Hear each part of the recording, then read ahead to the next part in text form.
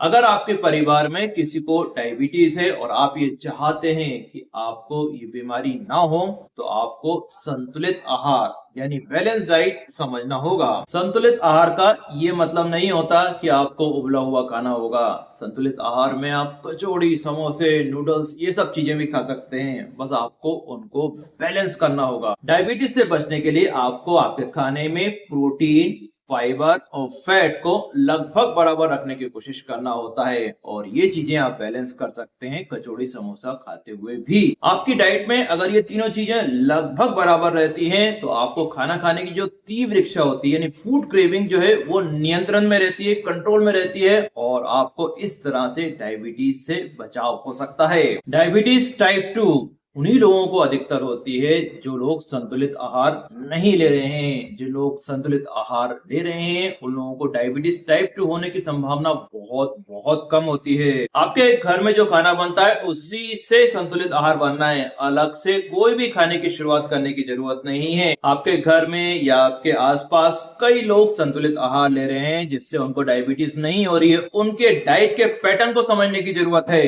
हफ्ते में 1 या 2 दिन अगर आप संतुलित आहार नहीं लेते हैं तो उससे डायबिटीज नहीं होती है।